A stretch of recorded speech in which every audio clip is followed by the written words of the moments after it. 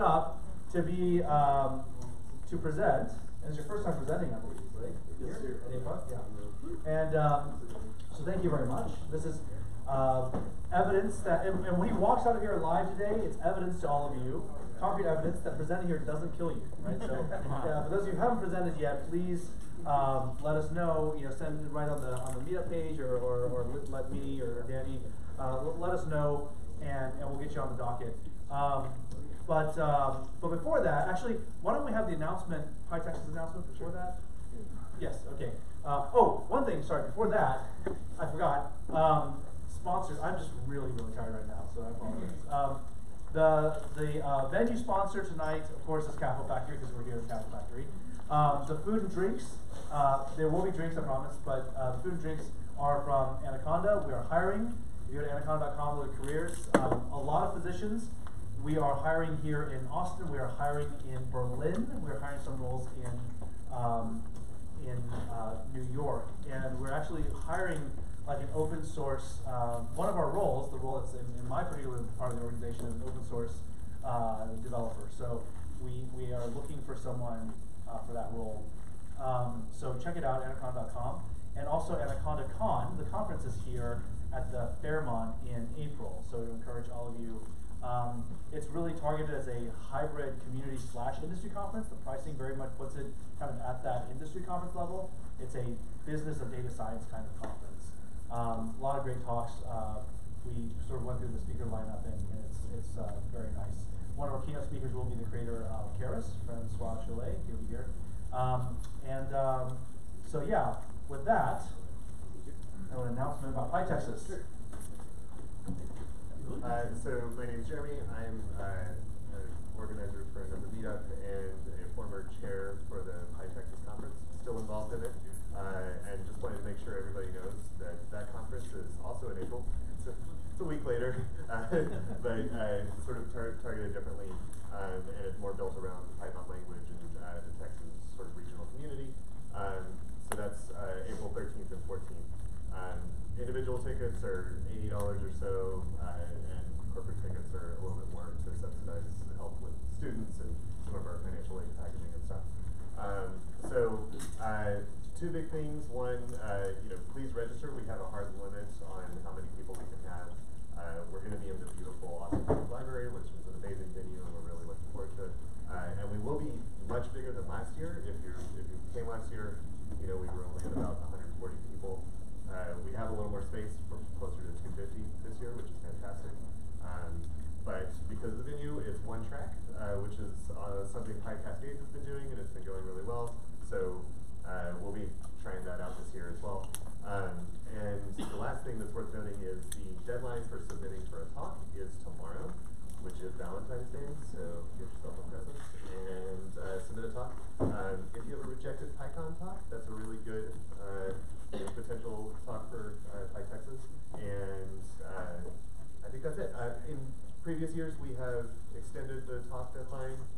Just a heads up, that's not very likely this year because we've got a lot in the hopper already. So if you want to submit a talk, you've got about 24 hours. So. It's 6 p.m., right? Yeah, 6 p.m. tomorrow. So before Valentine's Dinner. Yeah, before Valentine's Dinner, right. You can still get out. So, great. Thank you very much. All right, great. Thank you very much. All right. So, Chris, you want to get set up?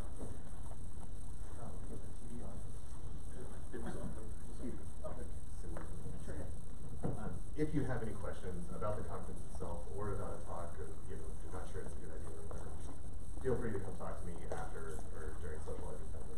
More than happy to chat about it.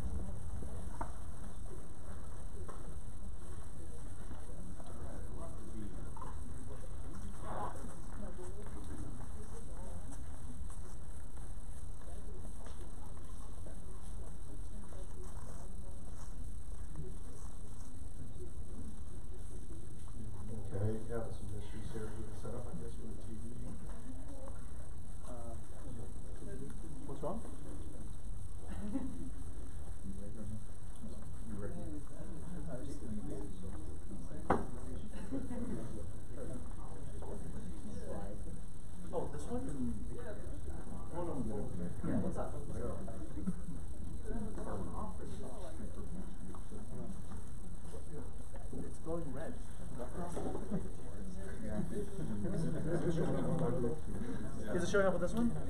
No? Do you folks want to move forward a little bit so you can see? Give me 1 minute. Can you see back there? Alright, folks who can't see, they should come up because there's plenty of seats up front. So hello everyone, I just wanted to say thank you to Peter and to Danny for giving me the opportunity tonight to talk. I understand that and realize that this is a Python meeting and people are probably expecting Python. And we're going to talk a little bit about Python, but we're going to go off the reservation just a little bit and we're going to talk about some other things. And specifically, we're going to talk about West Nile virus and the city of Chicago.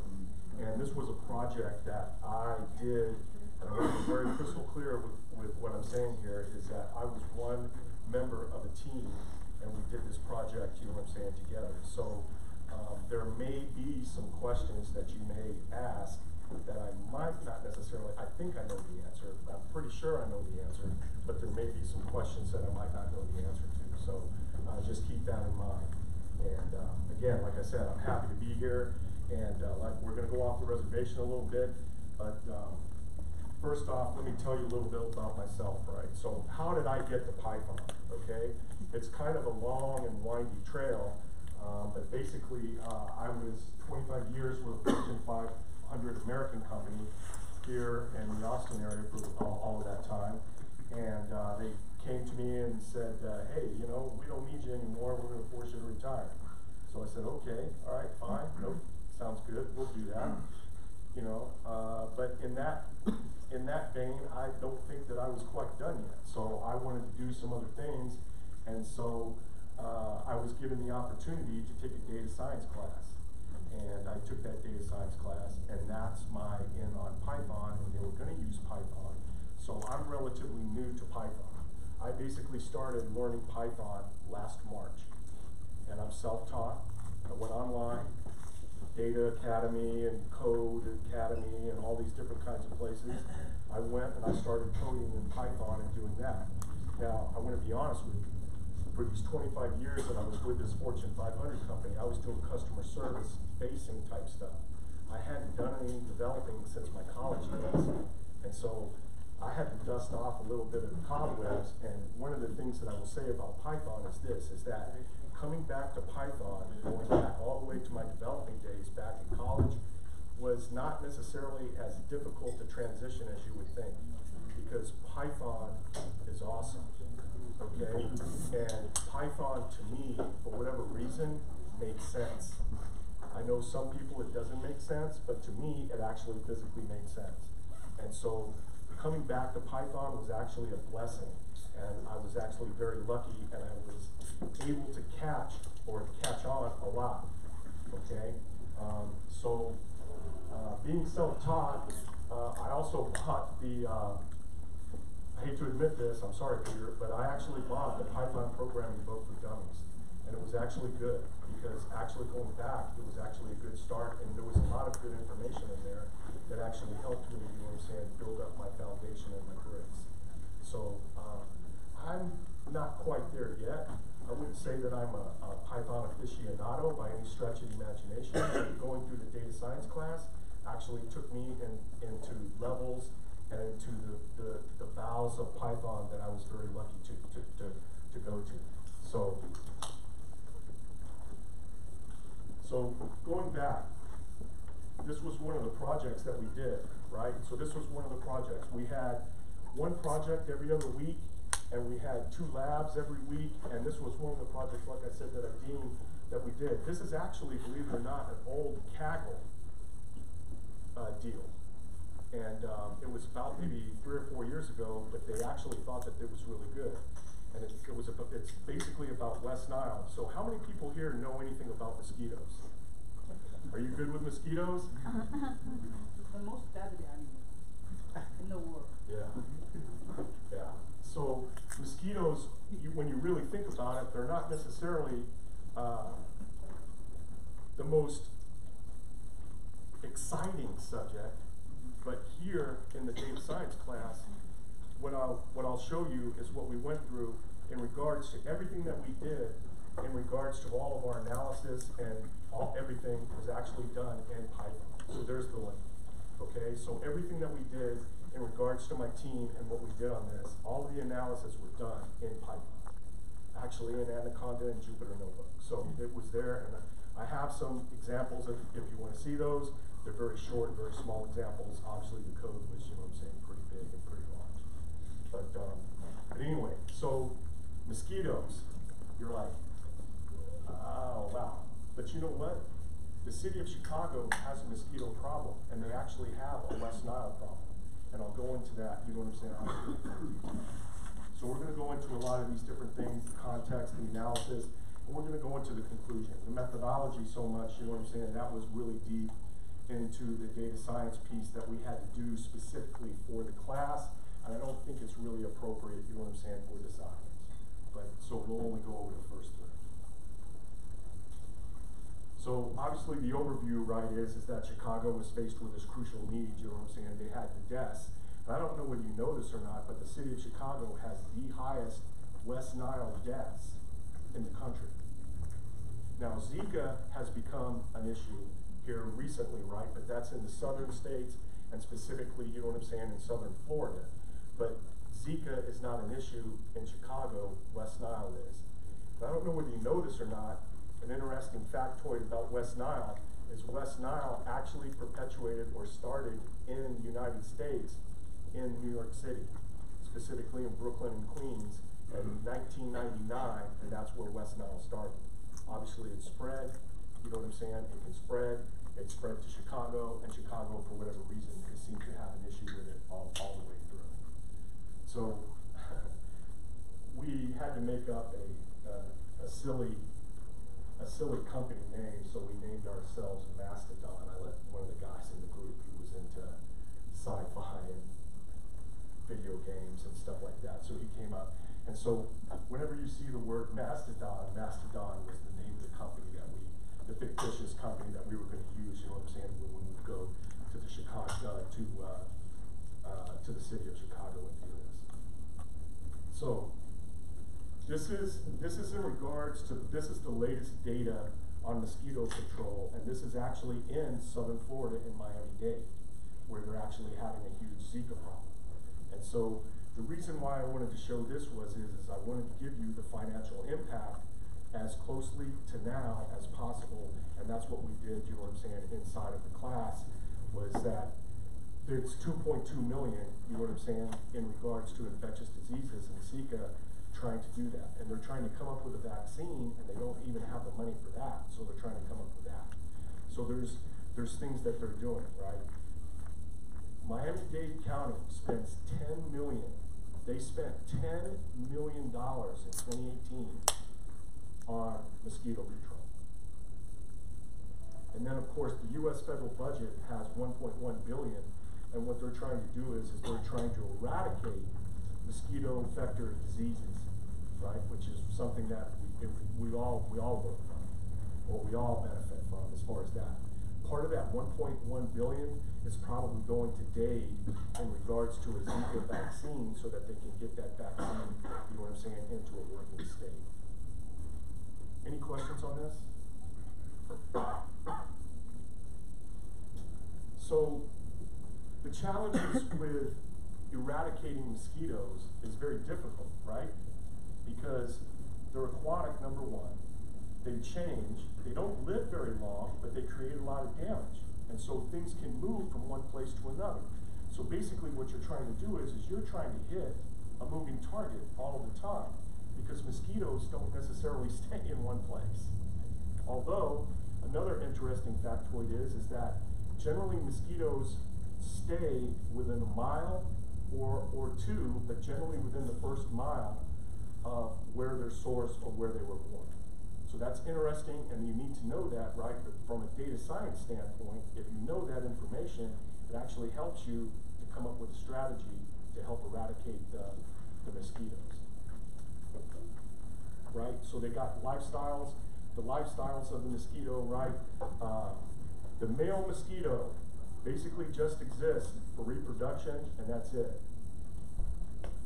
Lives 10 days, or approximately 10 days. The females females are the ones, unfortunately, ladies, they're the ones that vector the virus, and they're also the ones that do the damage. In nature, most female mosquitoes will last about 14 days. However, in a controlled environment, they've been known to live up to 42 and sometimes even past 50 days. So something to consider. But in this particular case, from a data science standpoint in Chicago, because they're out in the open and they're out in nature, basically what happens is that they basically last approximately 14 days. They also have evolved to, one of the problems or one of the issues is that you can spray a certain kind of pesticide and they become immune to that. So now you have to do something else, you know what I'm saying, to get them to do it. So in other words, that's why it's real important to eradicate them in this 14-day period where they're at, where Zika's problem, where they're going to spray because it's very expensive to spray. You have to solve all of these issues, and you have to make sure that the timing is just right to make the best possible financial saving lives type of decision. And all of this, you know what I'm saying, we took into account.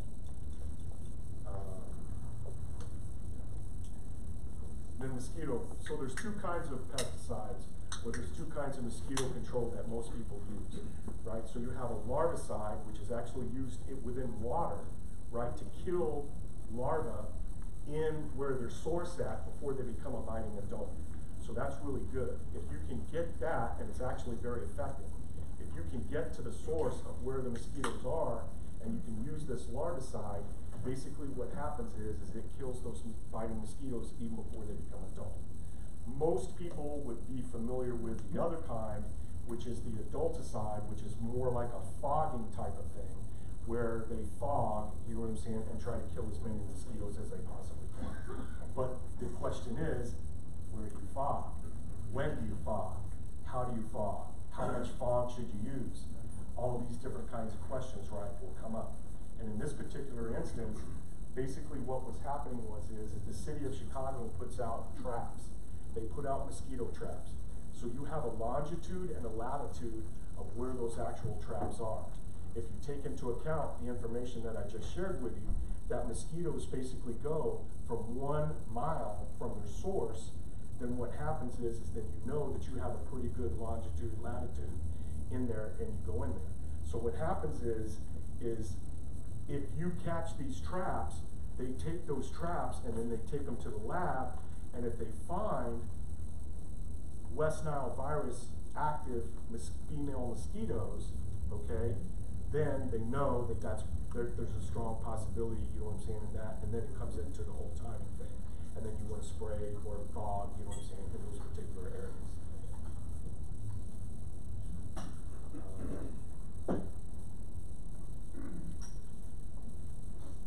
Some other interesting facts about mosquitoes. You would think that cold weather would kill them or eradicate them. It doesn't. And this is what also creates or perpetuates the problem that Chicago continually has. Chicago weather can get very cold, right? We all know that, right? They had that polar vortex thing that just happened not too recently. And I don't know if you've ever traveled to Chicago in the wintertime, but it's not no fun in regards to being cold.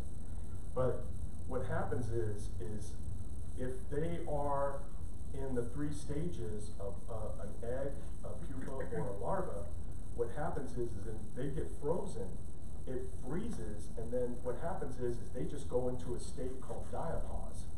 And this diapause just happens, and then all of a sudden, when the temperature rises up, or the temperature becomes more favorable for them to start remaining active again, they get active. So it's like, even cold weather doesn't kill them. So it's like, you're left back with this adulticide or the larvicide, you know what I'm saying, to try to eradicate them. And then, there's only 2 species of female mosquito. There's an Aedes, and I can't remember what the other one is. I'm sorry, it's escaping me right now. I'm having a senior moment. God, anyway, there's 2 female species of mosquito that are the ones that perpetuate West Nile. All other mosquitoes don't do it. They may perpetuate something else, but they don't perpetuate, you know what I'm saying, West Nile as far as that's concerned. And then something that was interesting that some factoids that came up is that, you know, people put out mosquito plants, things of that nature. They do different kinds of things that they think that will eradicate or keep mosquitoes away, and they're not necessarily good factors for that. Purple martins, I don't know if you're a gardener, but if you're a gardener, purple martins were known to, or allegedly supposed to get rid of mosquitoes, but they really don't. Bats, although bats eat a lot of mosquitoes, and bats are good for mosquitoes, they don't necessarily concentrate on eating just mosquitoes. So there's an issue there. Electrocuting devices, they do work, but they're not as effective. Necessarily, you gotta draw the mosquito there, and the mosquito doesn't necessarily always wanna go there. Then there's some other things. Trapping, you know, is expensive. It does work, but it doesn't necessarily lower the risk of the disease. We talked about the egg larva pupa. That stage takes about 5 to 14 days. They become an adult, then they basically live, you know what I'm saying, 10 to 14 days, depending on whether you're a male or a female. We talked about the males. They generally stay a mile or two within their source. Here it is, I told you. I knew I'd have it in here somewhere. The two female species that perpetuate the West Nile virus are the Culex and the Aedes. So those two are the ones that you're looking for in the trap. So when you pick up the trap and you take it to the lab, those are the two that you're looking for. You're looking for a Culex or an Aedes, and then you're also looking to see whether it's West Nile virus active. West Nile, if you catch it, if you get bit and you catch it, okay, and these are the numbers that would happen. They're basically flu-like symptoms. The West Nile is like the flu, but the deaths happen generally on young kids, or they happen on old people. People, you know what I'm saying, you know, maturity. And so those are the two people. But if you were to get hit and then you're diagnosed with West Nile and you go in there, the average inpatient, in other words, if they take you into the hospital, it's $55,000. So that's not cheap, right? If they do it on an outpatient basis, it's $10,500. Still not cheap, but it can still, you know what I'm saying, you're out of there. Generally, it lasts for 2 to 6 days, but it can lead to death. So it's not something to sneeze at. There were 130 reported deaths from 1999, the original, you know, start of West Nile, and it's been 130 since then, all the way up to today. So obviously, it's an issue, and it's something, you know what I'm saying, that is a public thing that needs to be resolved. And then there's some information there, 2016, about they had 370 reported cases in the state of Illinois, and there were 89 cases of those 370 from West Nile, and they were in 80 different counties. So in other words, it's not just, you know what I'm saying, the city of Chicago per se. It's the rest of the state. Some good information here about Chicago. And then one of the things that we had to do, right, is that it just makes sense, right? If you first think about this problem and you say, you know, we want to get rid of these darn mosquitoes, you know, we would probably want to spray where it's going to be the most effective because the spray's expensive. So if you spray where there's the most population, you would think that that would be a good thing to do, right? And it is for the most part, right? Because theoretically speaking, without taking into other considerations, you are getting more bang for your buck. But it doesn't necessarily mean that that's the only factor that you can consider. And so when we were analyzing this problem, we were looking and we were saying, okay, where is the population density? Because population is different than density, okay?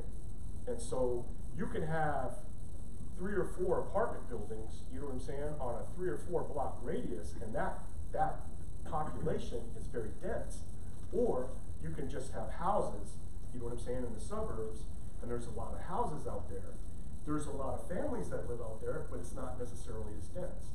So in other words, if you're gonna spray, and it's super expensive to spray, and you wanna spray and get the most bang for your buck, you want to probably spray, you know what I'm saying, where you have the most, you know what I'm saying, people. In the city of Chicago, right, in regards to density, okay, that was a 2010 population. Obviously it's way more than that now, but it was 9.9 million, and the density of people per mile was 11,800 people per square mile.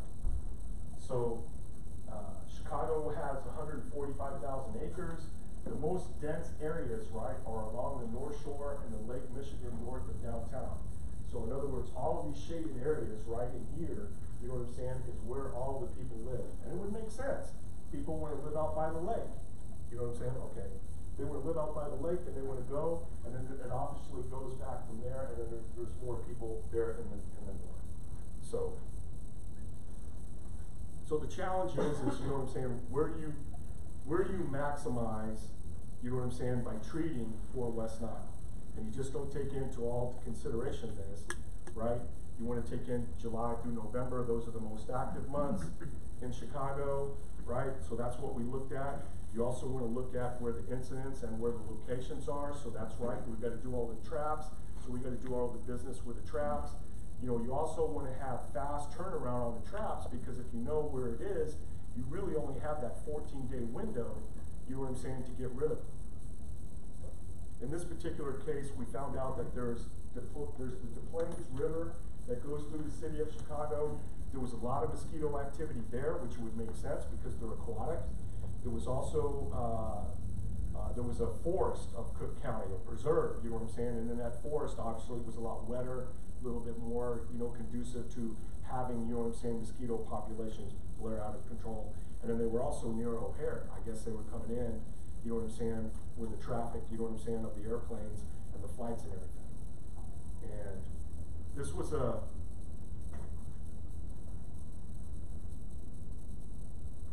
okay, it can't be loaded. We did an active, you know what I'm saying, Tableau map that we hear that would actually show you and pop up at where everything was going. So in the last slide, whatever you're looking at there, is that some of the data that you had to work with, and what is that there? Yeah, that was some of the data that we were given, and we actually analyzed that data, and that's where the Python piece came in, because we used Pandas, we used the Pandas package, you know what I'm saying, to actually go into all those kinds of data. We had the trap data, we had mosquito data, we also had weather data, and there was some other, we had train data, and then we had some other things. There was 5 data sets that we were actually using to actually do this, and all 5 data sets had to be manipulated into a spot where we could use them. So that's where the Python piece came in. What's the dark spot? I think these are traps right here. Yeah. I think those are traps. dark red spot. That's where O'Hare, and that's where there was a lot of activity, in other words, specifically for West Nile. They come in by Southwest. Huh? They come in with Southwest. Oh, yeah.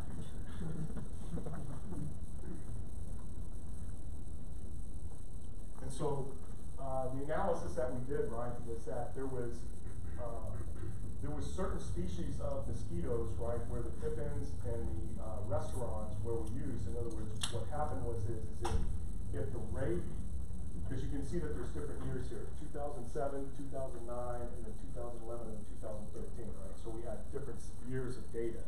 They gave us like 6 years of data on this thing. And so we were actually using these, and so you see the difference in what it was. And basically what happened was through our analysis and everything of that nature, we were coming through, and it was July 20th, that was the date that really made sense. And if they had a rate above 0.22% and 0.55% with the restaurants, you know what I'm saying, but there was a rapid decline. So what happens is if those 2 conditions were met through our analysis, basically what would happen is that it was a 5 to 7 times average that there would be an outbreak of West Nile. How did you determine that combination factor versus all the other possible factors? Yeah, so we took the data, Peter, and excellent question. And so we looked at the 5 sets of data, and then we were like, what you have to do is as a data scientist, is you have to look and think, what information is gonna be the most important and what's gonna help you get to the end goal. And so we picked out, you know what I'm saying, different pieces from these 3 or 4 files and basically pandaed them, you know what I'm saying, munged them, that data into one file so that we were able to come up with a type of analysis like this. Was there a particular statistical technique or something you used to say this combination over that other combination? Yeah, so we use different models for different kinds of things. In this particular case, we used probably 6 to 7 or 8 different kinds of models, and we're trying to get the best, you know what I'm saying, out of all those different models. Some of them were easy as just a, you know, logistic regression. Some were random forest, some were, you know, different kinds. I have that information in here. But I mean, I think in this particular case, the actual best results were from a logistic regression, if you can believe that.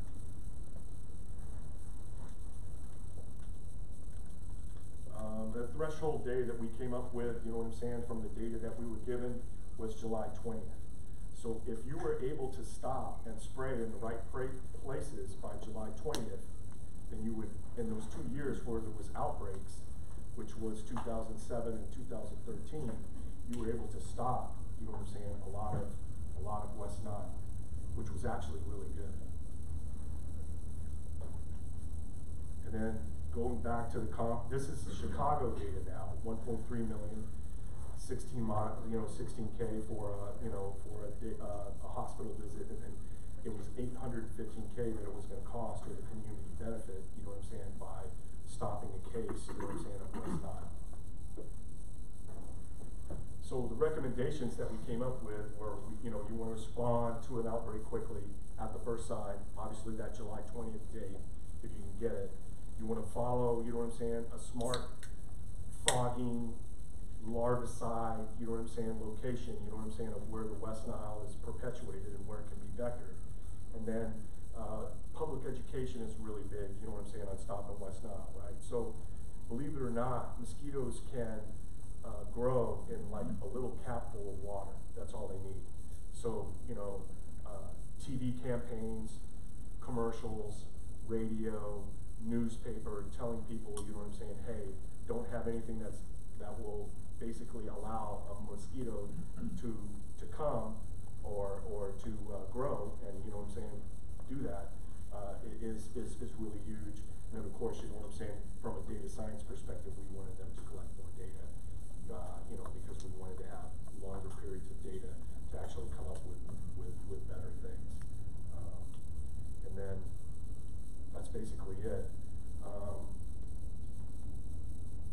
You said you had some methodology slides in that. You're showing us like the kind of work you were doing.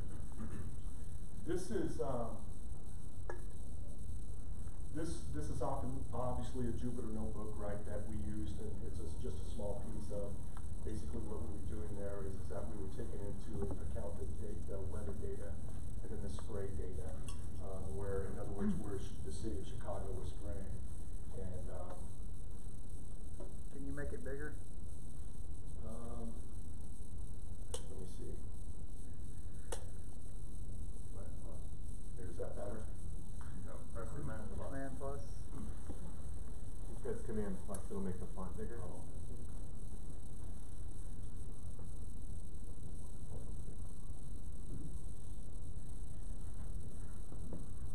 This was, I guess, some of the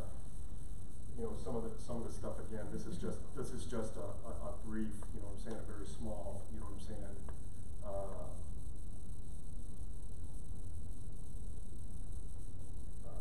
Like I said, Jupyter notebook of what we were doing, just to show you that, you know what I'm saying, we were using Python as far as that's concerned. Let me see if I can get this other one.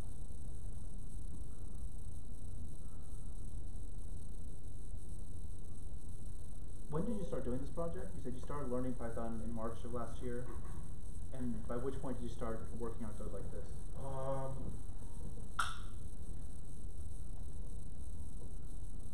want to be accurate with what I tell you. Well, ballpark's fine. Probably September. Okay. And you hadn't coded in how long before that? College. Okay. So 5 years ago, 6 years ago? You can say that. But you dove back in, 6 months later, you're writing code like this, and this is fine. Self-taught, yeah. Self-taught, okay. I have a follow-up question. Go ahead. When, during this period of self-taught commitment to coding, were you doing like full-time, or is that like nights and weekends? No, I was, at that particular time, I was doing it full time. Cool. So, I mean, it was like my full-time job. I mean, I would, to probably ballpark it, I was probably, minimum, probably 5 hours a day. Hmm? Now, it wouldn't have been, you know, some days, I'm sorry, but, some days you're inspired. So some days I would go, you know what I'm saying, probably a little bit longer than 5 hours. You know, and then some days, let's just say I wasn't as motivated as I probably should have been. And so I probably maybe did, you know, maybe 3 hours or whatever. But I worked on it every day. And then I was doing a lot of the free stuff. So in other words, you know what I'm saying, when they wanted me to pay, I would bounce from that and go to another one. I'll churn. Yeah. Did you get to a point? Did you get to a point where you felt that you had to upgrade to a paid educational service? Yes. Yeah.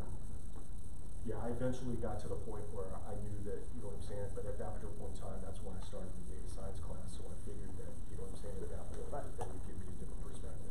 And boy, howdy did they. So for everybody who's learning, they can get a lot done with the free stuff. Correct. An awful lot done with the free stuff, and then make a decision if they want to do more with it where it's expensive. Yeah, and then, like I said, I mean, I read the, you know, I bought the Python programming book for dummies, and I literally went through the whole book. Why do you regret that, or what's the? Yeah, there's actually, I read it, and then there's also exercises, and there's also all kinds of other things that you can do. And I mean, I literally did it from chapter 1 all the way to the end of the book. And they, you know, then I was also doing the online stuff, you know. And then, you know, programmers, you know, we're all not the same. You know what I'm saying? We're all different. You know, there seems like there's more than one way to skin that cat. And what I was finding out is that it got to the point where, obviously, you know, online, the code was very efficient, you know, but it started training me, like I said, you know, I started becoming more efficient, and I was like, oh, there was certain or not lectures, but there were certain lessons and things of that nature that I was saying, hey, I want to do it this way, and I would do it in 3 lines, and they were doing it in like 8. Mm-hmm. So, I'm sorry, go ahead. Yeah, I mean, obviously, this isn't your first rodeo. What languages did you become reasonably proficient with at college? We discussed that. So this is going to age me a little bit, and it's going to take me back. But basically, I was Fortran and COBOL. All right, cool. And then BASIC. I was trying to think of some of the other ones. Whatever was popular at that particular point in time, that's what I learned. I mean, that's what we So did. this is basically your fourth language now. Yeah. Go ahead. So you just said that there were scenarios wherein you took the concept down from like 8 lines to 3. Is there anything in that notepad or anything you can think of off the top of your head as an example of that? No, if you were to give me a lot more time, I would be able to show you some things, but not off the top of my head. With the other guys, the 8 lines, was that in Java or was that in Python? No, everything we did was in Python. Yeah. Yeah, I'm sorry. So, we frequently get asked by people about, you know, I need to learn to program. Can you give us like 1 or 2 things that are like good advice, and 1 or 2 things that you would recommend people not do that turned out to be a waste of time, so that we can, you know, offer useful advice to people that ask? That's a good question.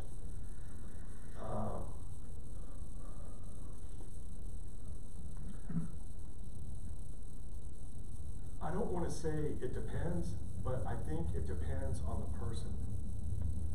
I think you have to understand yourself. There has to be a little self-awareness that goes on. And I think through that self-awareness, I think you're able to do what's best for you or challenge yourself in different ways. Because probably there's some people in this room that would you know, take the path that I went through, and it probably wouldn't be as beneficial for them. Does that make sense? I'm not sure you're answering my question.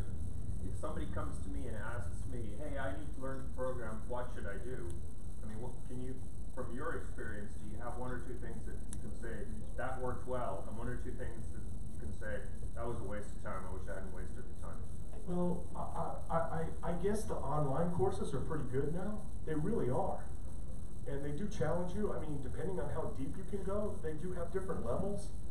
And I would say to use the online courses and try to start there and see if it's something that, you know, that they're a fit for. So these are like Code Academy and Udemy, or? Yeah, exactly. Yeah. I mean, I literally, that's what I did. I mean, they sent me links, and I started on those links, and like I said, I did the Python book for dummies. I wouldn't recommend that for everybody, but it was good for me. How often, how many times did you get hung up and start banging your head against the wall for hours on syntax? Yeah. There was probably, I would say, during the length of the course, probably there was twice. There was probably twice when I was like, I mean, I was stuck. And thank God I worked with some really smart people, or I had some smart people around me, and they were actually able to, you know, help me get past that. Good question. Go ahead. Which data science course did you? It was, I hate to say this, but it was at General Assembly across the street, and it's the 12-week immersive course. And I did that, and they probably, to be brutally honest with you, they probably shouldn't have accepted me. Because like I said, I mean, I was 25 years or 30 years, you know what I'm saying, you know, out of the, and they gave me a chance, and I told them that they wouldn't regret it, and they didn't regret it. I mean, I did the work. I wouldn't say it was easy, and they stretched me and they challenged me. It's probably one of the best things I've ever done in my life. One of the proudest moments of my life. So, are there any tools that you picked up along the way that you use that help you code, or are about to start using? Like, did you ever start using Git? Like, yeah, any IDE you like? Yeah, they made us use Git and GitHub, and I was not real happy with that at first, you know what I'm saying? But then I learned it, you know what I mean? And so there was actually, believe it or not, GitHub actually saved us one time, because we were working on a project, and I started monkeying around with some of the Python code, and believe it or not, I worked it up, you know what I'm saying? You know, highly technical term worked up. But I worked up my code, and I mean, it was to the point where it was useless. The Jupyter Notebook was absolutely freaking useless. And so what I had to do was I had to go back to a prior version, and that prior version, you know, I was able to go back through the use of GitHub. So I would like to emphasize that for anyone, for all the beginners.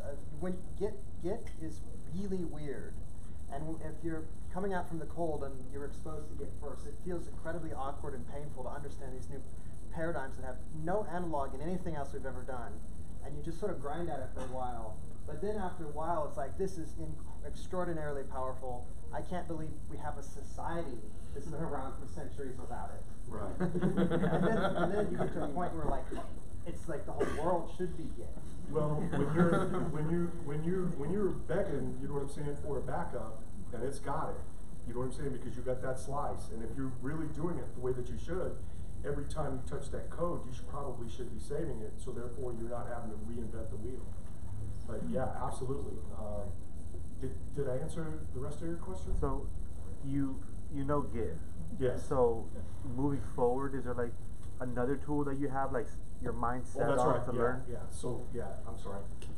So what I started to do, and this was a recommendation from my instructor. He was like on day one. He says, "Look," he says, "Listen," he says, "You know, you could be a problem for me." You know, and I was like, "Yeah, I think I'm going to be a problem for you." But basically, what he said was, you know, I used Atom, but you could use Sublime. You could use, you know what I'm saying, some other Visual Studio, you could use that. I just happened to use Atom. And then what would happen is that when I would, I call them nuggets, and that's a personal term for me, right? But I call them nuggets. When I got a nugget of Python code that I knew that I was going to need to use over and over again, or it was like, oh my God, this is so freaking cool. You know, I would take those things and I would put them in this Atom file, and then I would document it, you know what I'm saying, in this Atom file. So I've got this Atom file that's, I don't know how big it is, but you know what I'm saying, it's pretty big. But it's got all these different kinds of things, and it's like whenever I come across an issue now or everything, it's like, oh yeah, I've done that before, I know where to do that. And then all of a sudden it's like, okay, so I'll go into Python and I'll try to, you know, do it by memory. Unfortunately, senior moment I have, you know, so it doesn't get there. I go to my Atom file, it's like, I just take a quick look, boom, there it is right there. And so I'm moving along just right again. So are you like copying and pasting, or are you importing? Copy and pasting the code, or if, you know, however you want to get it, you know what I'm saying, into whatever product, you know what I'm saying, you want to do that. I would strongly recommend that. To go back to, I think, to your question. What are the couple things that stick out in your memory, or the things that were really hard to grasp or really hard to figure out in your learning experience?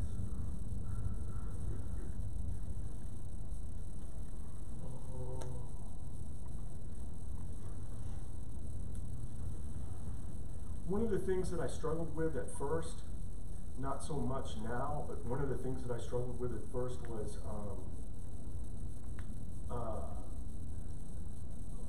when and when not to write a function.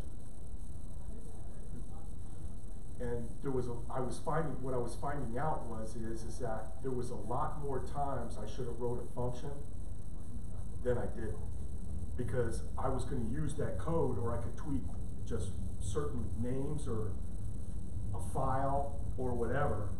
But there was a lot of times when I probably should have written a function more so than just code, if that makes sense.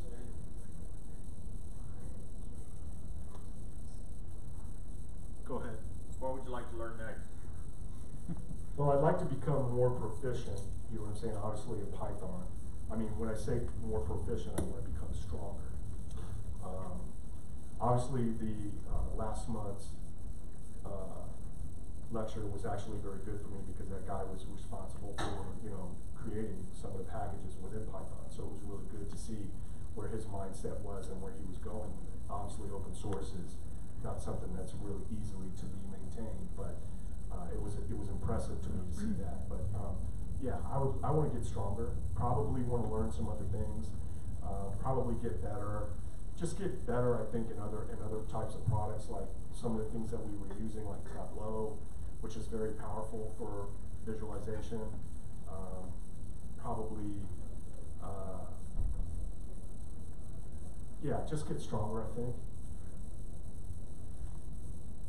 So after doing this project, what's your favorite thing about Python? Just how powerful it is and how much you can do with it. It's just unbelievable what you can do with it. And then it's like you think you come across an issue or something where Python's not going to help you, and for some odd reason there's always something there that seems to be where it's going to be able to help you. Get you out of a jam, you know. You could probably write, you know, and get yourself quickly out of things by writing a for loop that's very inefficient. But then there's also times, you know what I'm saying, when, you know, if you got a deadline and you got to get it done, and the for loop gets it done, why not do it that way?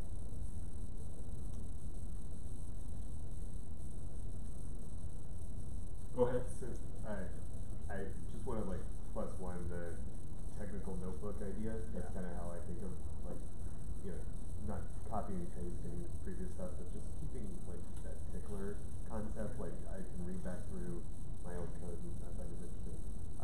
So my question for you is, what was the turning point when you taught yourself a lot, right? You've gone through a lot of free resources. but then you decided to go to DA. And like, why do it, right? My wife is a boot camp grad. I love boot camps, but like, what for you, for your story, what was the thing that made it happen?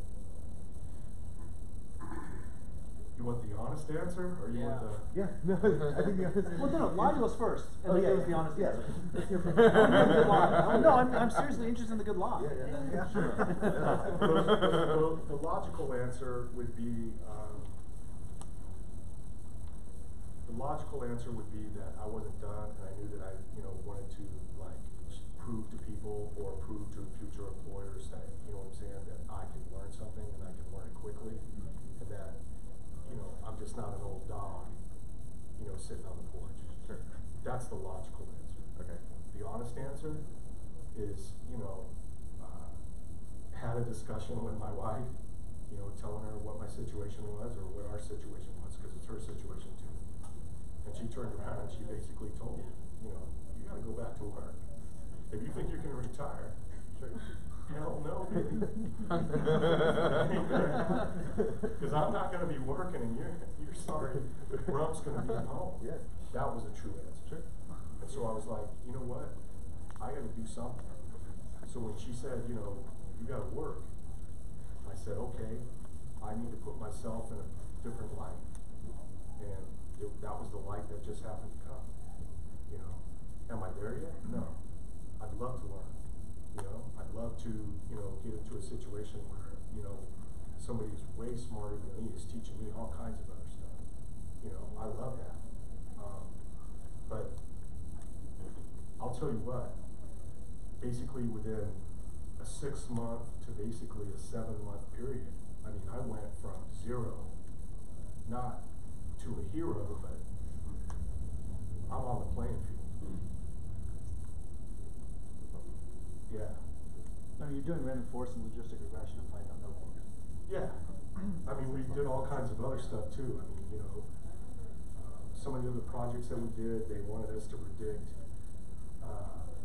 the housing cost in Ames, Iowa. You would think that would be simple, not as simple as you think. We also had to do a Reddit web scrape. So we scraped Reddit, and then what they wanted to do you were doing 2 subreddits, so you were doing 2 different topics, and then they wanted you to run a regression, or they wanted you to predict, just from the words. So it was natural processing language, right? So we were doing that, and just from the words, which subreddit it came from, and the accuracy, that you would get, on that subreddit. So that was another project that we did. And then one of the other projects that I did by myself was the state of Texas in regards to water, and will the state of Texas ever run out of water? And so I learned a lot of information, specifically on that. But there was a ton of water data that was out there, and I was like, you know what? I don't think anybody's really looked into this all that hard. So I said, I'm going to start to look into that. So I did. Come to find out that the city that has the highest opportunity for getting level of water is San Antonio. Dallas, Fort Worth, Houston, us, we're pretty good because we got all these man-made reservoirs and stuff like that. I don't know if you know this. Like I said, facts. There's 9 aquifers throughout the whole state of Texas. And the majority of the water, 60% of the water, comes from those aquifers. Bet you didn't know that. Another interesting fact, you just learn stuff. You just learn things that are just like, man, how did that happen? How did that freaking happen? That's what I find cool about it is I find cool the discovery piece. Because you learn things that, that I didn't know before. So you've been learning a lot of data science and Python, and your wife told you need to go back to work. So are you trying to become a data scientist? What I'm trying to do is probably do a little bit of data science, but I think what I'm trying to do is I'm trying to combine my old experience with this new data science experience and kind of take that to the next level. So more of a consultant in your old field, but using data. Maybe, yeah. there's a lot of fit, I just need to find the right fit. I wanna make an impact. Like, if the city of Chicago had taken our advice from the team on this West Nile virus project, we would've saved 50 lives in Chicago. How impactful is that? Wow. We would've saved 50 lives from data science. To me, that's awesome. In a few decades, people might say we saved hundreds of millions of people from data science. Exactly. But then again, you know, as you say that, you know, there's a book out there, Weapons of Math Destruction, and it points the opposite, you know what I'm saying, point of view on a lot of those different kinds of things, where data science isn't necessarily always the best thing. So, interesting. And as data scientists, you know what I'm saying, moving forward, we definitely need to keep that in the backs of our minds, because, you know, there's certain things that just aren't right, even though the numbers lead you that way. So I'm not saying that numbers aren't good. Numbers are good. There's sometimes, you know what I'm saying, the numbers lead you to a place where you don't necessarily want to go, and you're in the dark side of things. But interesting, yes. Go ahead. So I want to focus a little bit more on the mechanics of your analysis. So it seems like one of the confusion was very heavily the time, like 20th July. So this is based on the assumption that regression model is what you use to find these relations. Was there specifically any other parameter, be it area or temperature, that correlated very well with this problem? Yeah, so mosquitoes specifically, right, I want to say the optimum temperatures for them, or when they're the most active, is, I want to say in the low 70s to up to maybe like mid 80s. So I'll make this up. So 72 to 85, I think, was what it was. And during those times, you know what I'm saying, that's when they're most active. They're also, you know what I'm saying, they feed during dusk and dawn. So dusk is the, you know what I'm saying, that's when you want to spray, you know what I'm saying, when you fog, because that's when you're going to kill the most of them. Because that's when they're the most active, because that's when they go feeding.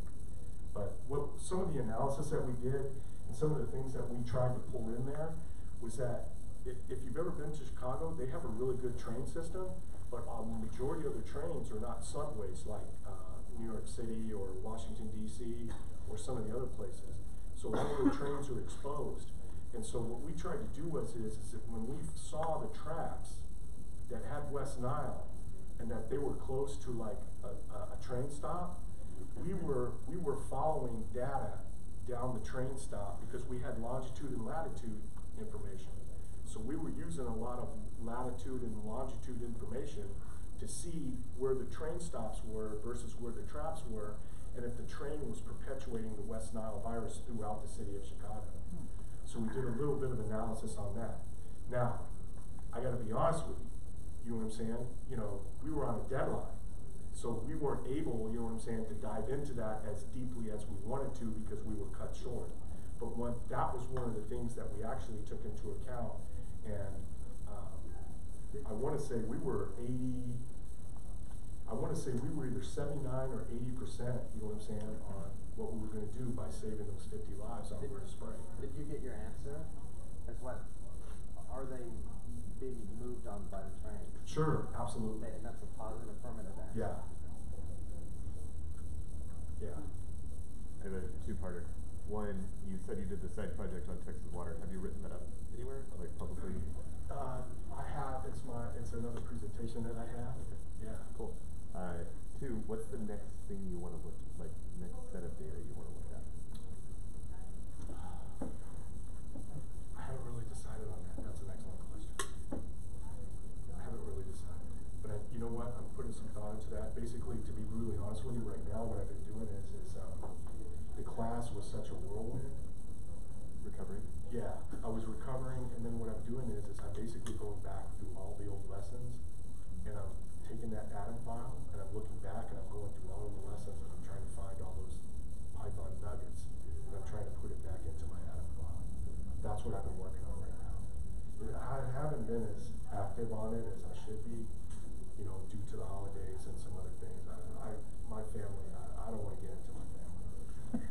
Can't fix with Python. Yeah, well, Python can't fix my family. So, I've had some family issues, you know what I'm saying?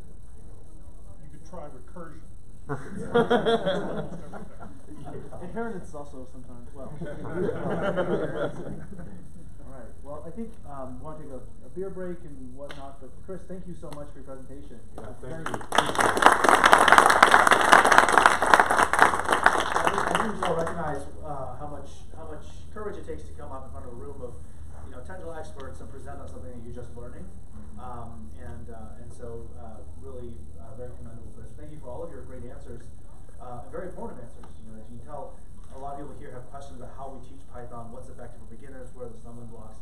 How many people here do end up having to teach or coach beginners in some capacity on a regular basis? Right, and so I think the strength of the Python ecosystem are that we do have so many people coming into it, and by learning from folks like your experiences, hopefully we can make the ecosystem of the tools better. I'll bet that how many people have seen that pattern before of cutting code snippets and putting in another file? Yeah. Okay, good. Okay, that's more than I would imagine. Yeah. I used to work with a sysadmin who didn't program very much, wasn't very good at shell scripting. But he had a file, this master file of all these bash snippets and Perl snippets that did one specific thing. And so it's like the closest, at some point I was reading Harry Potter, I was like, oh, this is what it would be like if a muggle got access to a magic wand. Like this is, because it does magical stuff under certain circumstances. But I'm not calling it a muggle, I'm just sort of saying that pattern though is when regular people are exposed to access to like very powerful things for the first time. You don't fully model all of it in your head. Very, very cool. Thank you again so much. Do we have anyone here for lightning talks? I had like three potential volunteers lined up and no one showed up. Okay. Does anyone have a lightning talk that no one here wants to give a lightning talk or do a thing or announcement? None? All right. We just kind of hang out. Is there any more pizza? Nope, all gone. Pizza's done. Good.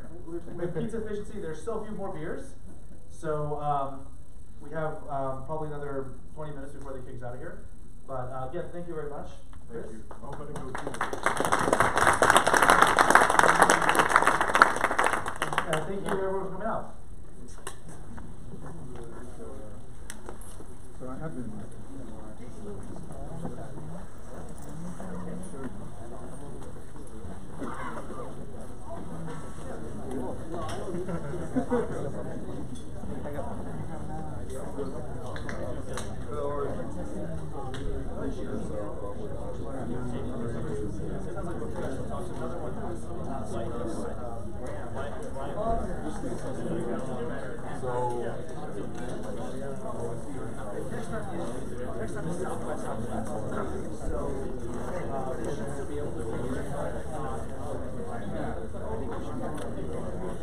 What was your name? Nathan. Nathan?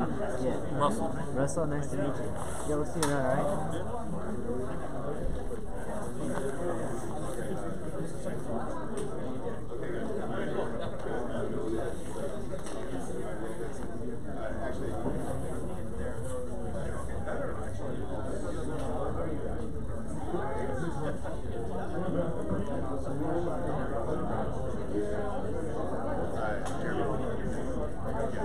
Almost the same.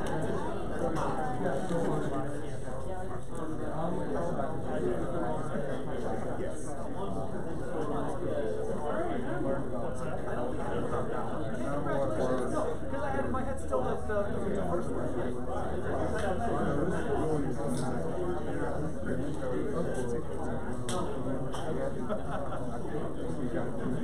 Maybe not blockchain. Yes.